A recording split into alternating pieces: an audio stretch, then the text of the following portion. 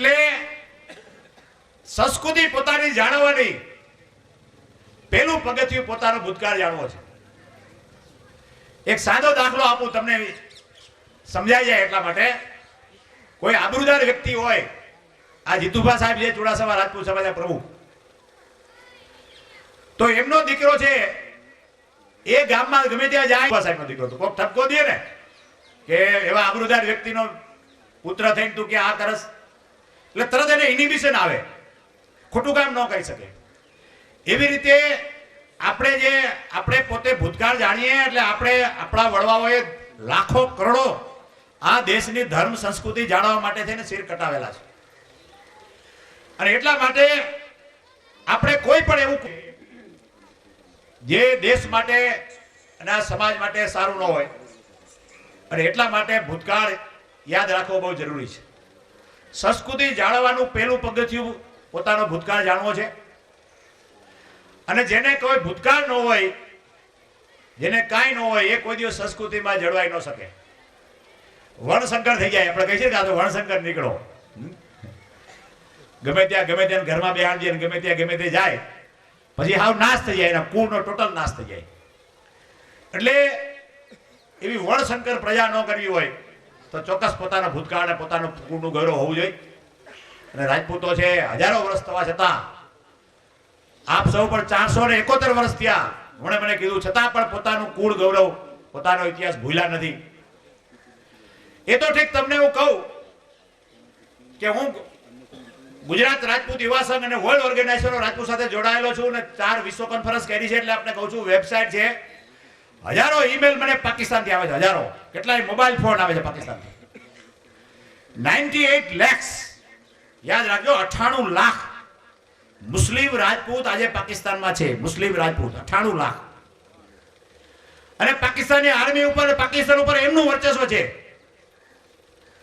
અને અહીંથી કોઈ પણ રાજપૂત જાય તો બહુ ગૌરવ લે છે કે તમે અમારા ભાઈ છો.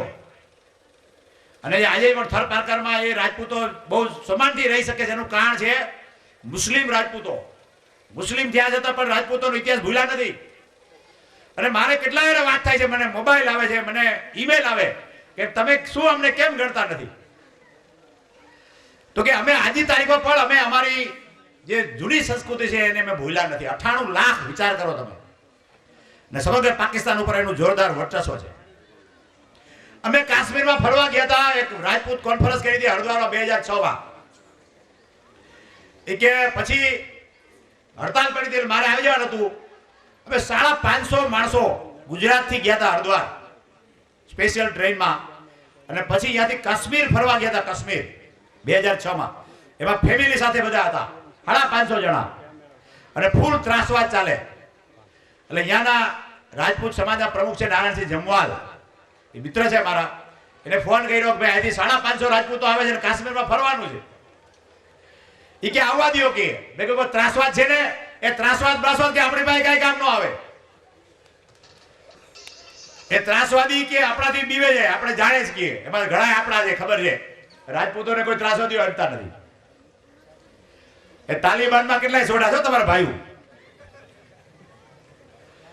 જો એને ખરેખર રાજપૂત સંસ્કૃતિ ઢાળવામાં આવે તો ત્રાસવાદ છે નાબૂદ થઈ જાય દુનિયામાંથી. તાલિબાન પણ નાબૂદ થઈ જાય, કારણ કે એ પોતાનો ભૂતકાળ ભૂલી ગયા છે. એટલે એવું ગૌરવ થયું. 550 રાજપૂત આખું કાશ્મીર ફર્યા.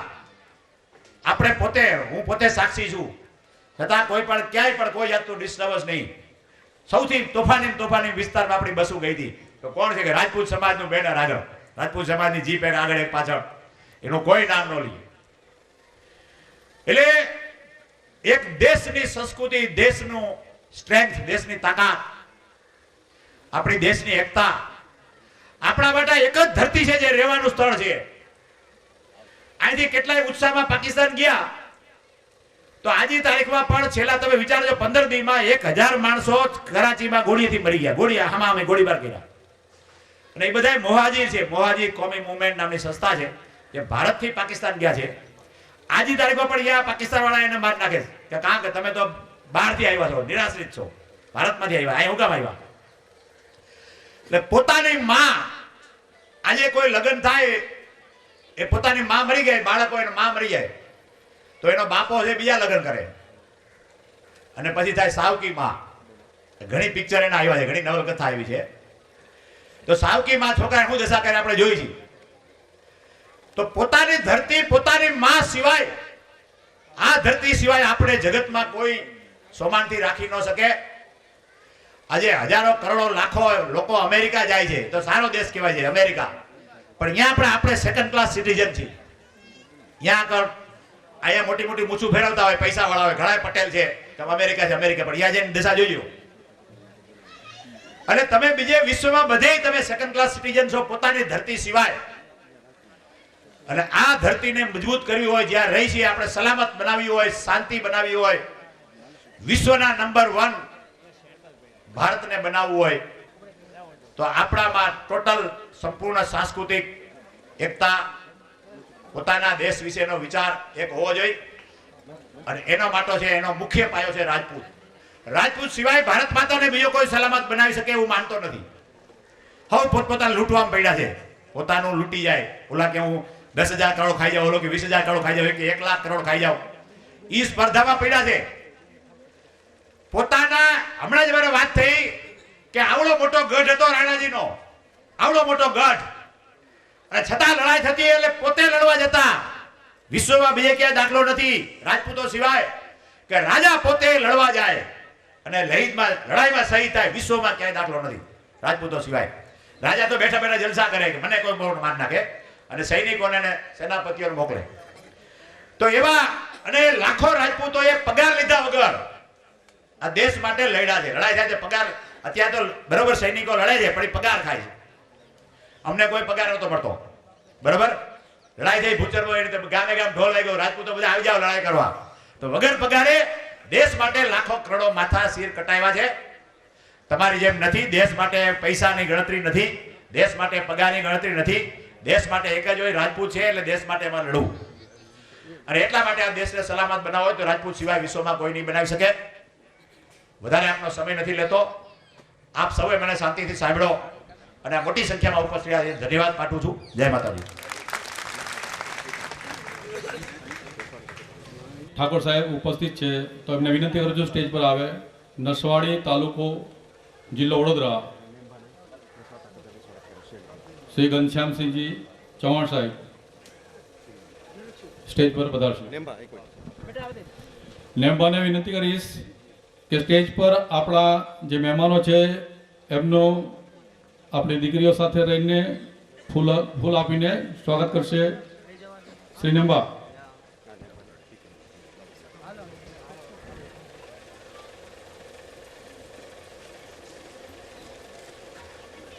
દરેક મહેમાનોનું પુષ્પગુચ્છથી સ્વાગત કરશે.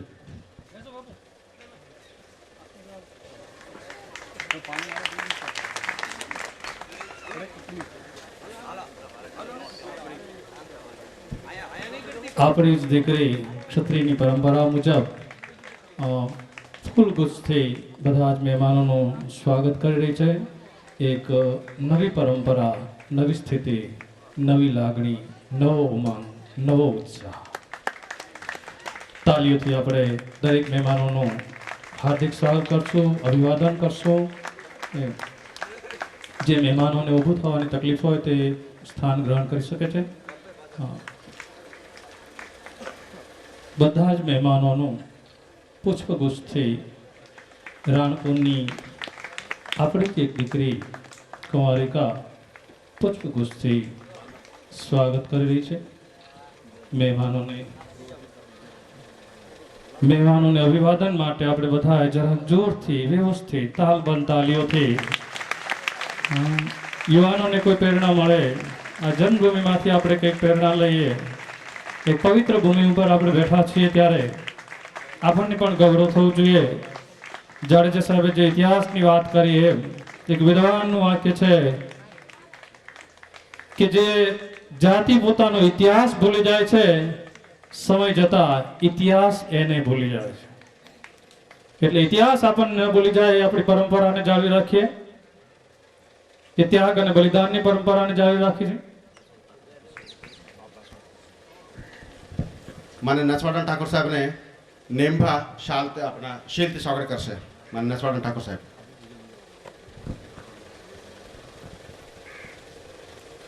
માન્ય ઠાકોર સાહેબનું છે નિંભા દ્વારા સ્મૃતિચિહ્ન અને પુષ્પગુચ્છથી સ્વાગત.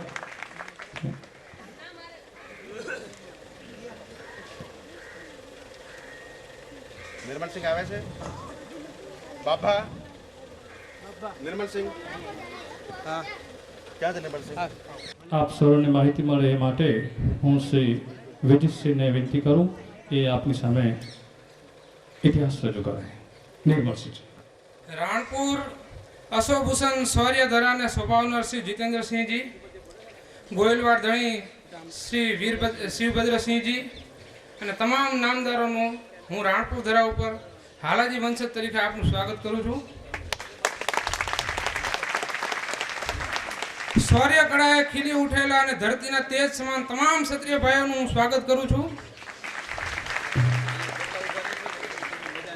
આ ધરતીને સંભાળવા જ્યારે ઈશ્વરે આપણને પસંદ કર્યા તો ઈશ્વરને એમ થયું કે આવા ક્ષત્રિયોની માતા કેવી હોવી જોઈએ.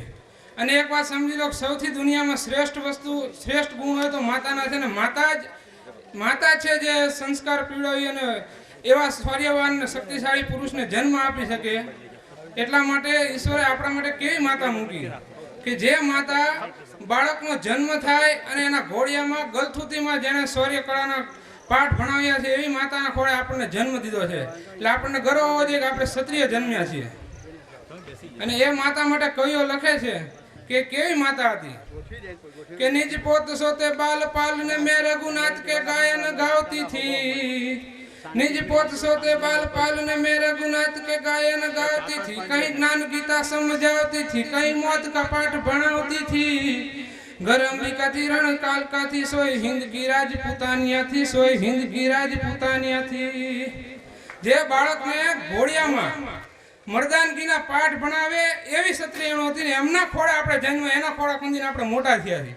તો આપણને ગર્વ હોવો જોઈએ કે આપણે કઈ જાતિના છીએ. આપણે કાંગારોડા ન કરી શકીએ, આપણે કોઈ સામાન્ય જાતિના નથી, આપણે કોઈ ઊંચામાંથી આવ્યા નથી, આપણે આવ્યા છીએ ક્ષત્રિય સમાજમાંથી. જેને ગર્વશાળી અને શક્તિશાળી સમાજ છે એવા ક્ષત્રિય સમાજના છીએ. અને એવી જનતા માટે કવિ લખે છે કે કેવી જનતા હતી કે જો યુદ્ધની અંદર, સમરાંગણની અંદર એના પુત્ર કે એના ભાઈ એનો સરતાજ મરી જાય, એનો ધણી ગુજરી જાય તોય પણ ડરતી નથી. तलवार वड़े सन्मुख लड़े के शीश दड़े जुआनिया का. सुरधात मरे निजनाथ मरे, सिरधात मरे नहीं रोती थी. सब घायल फौज ने एक करी, तलवार लिए सही घूमती थी. सोई हिंद की राजपूतानिया थी, सोई हिंद की राजपूतानिया थी. આવી હિન્દની રાજપૂતાણીઓ હતી. એના ફળે આપણે જન્મ્યા છીએ કે આગળ જો દરબાર મોડો વિચાર કરે, કોઈ પણ જગ્યાએ જવામાં જો એના પગ ધરું છે તો એના માટે કહેતી હતી કે દરબાર કરે અભિચાર કદી, ઘર બાર કરી ઘમકાવતી थी. ધિક્કાર સુનાવતી જિંદગી ને, કઈ નાત કહીને સુનાવતી थी. रणअंबिका थी घर कालका थी, सोई हिंद की राजपूतानिया थी, सोई हिंद की राजपूतानिया थी. આવી માના ખોળે જન્મીને જે શક્તિશાળી ક્ષત્રિય જન્મા એમના માટે કવિઓ લખે છે કે કેવા ક્ષત્રિય હતા. અને આજે પણ આપણા દાખલા સાથે બીજી પ્રજાને સમજાવે છે કે વડે નહીં કાંઈ દુનિયામાં કર્યા ગેંગે કે ફેફેથી. ગેંગે ફેફે કરવાથી કાંઈ વડે નહીં. વડે નહીં કાંઈ દુનિયામાં કર્યા ગેંગે કે ફેફેથી. ઘડીક શણગાર મર્દોનો સજીલો તો મજા આવે. અને મજા કઈ એમ ન આવે દાજ કાયર વેશ મૂકો અને કદમ બે કાળની સામે ભરી લો તો મજા આવે. તો આજ આપણે કાળની સામે કદમ નથી ભરવાના. આજ આપણે તલવાર વડે ધીંગાણું નથી કરવાનું, કોઈના 10 મતક પાડી નથી દેવાના, કે કોઈ દળકટક લૂંટી નથી લેવાના. પણ આજ આપણે ફક્ત ને ફક્ત એક જ કરવાનું છે કે એક મંચ ઉપર એક થઈ આપણી એકતાની પ્રતીક દેખાડવાનું છે કે ક્ષત્રિય જ આ ધરતીને સંભાળી શકે. બીજા કોઈનું કામ નથી, કોઈ નામર્દનું કામ નથી. મરવાનું, મરાવાનું, ખાવાનું, ખવડાવવાનું, ઘાયલ થવાનું, ગૌરવવાનું એ નામર્દનું કામ નથી. એના માટે મરદ ક્ષત્રિયની જરૂર છે.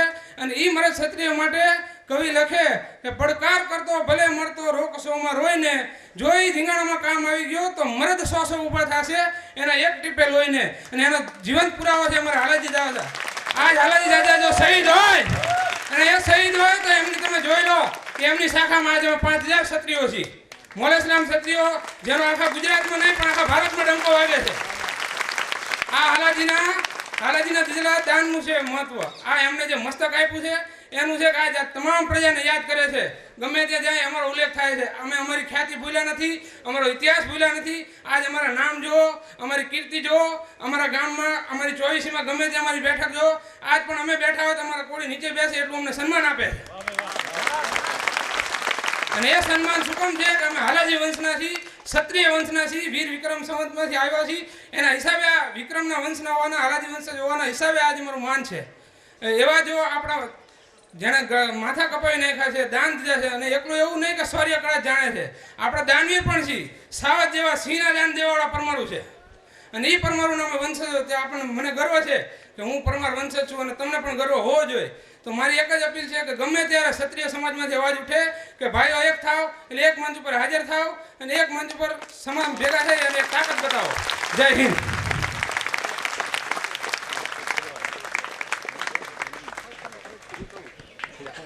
ખૂબ ખૂબ આભાર જોજસ્વી તેજસ્વી ભાષામાં.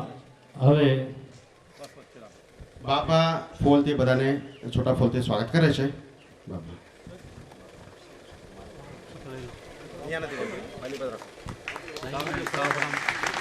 એક નવી પરંપરાથી આપણા મહેમાન બધાનું સ્વાગત. આપણે જોયું એક યુવાનનો જુસ્સો શું હોય છે, આપણી પરંપરા શું હોય છે. કોઈના વ્યક્તિગત સ્વાગત કરવાના બદલે સામૂહિક જીવવું, સામૂહિક મરવું એ આપણી પરંપરા છે, ત્યાગ અને બલિદાનની.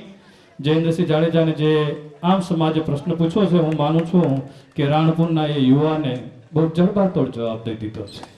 હવે પછીની જ્યારે કોઈ પણ આઉટકાસ્ટ જ્યારે આપણને પ્રશ્ન પૂછે તે એને કહેજો કે પૃથ્વી ઉપરની આ એક જ એવી જાતિ છે કે જેણે લોહીની પવિત્રતા આજની તારીખ સુધી જાળવી રાખી છે. પૃથ્વી ઉપરની એક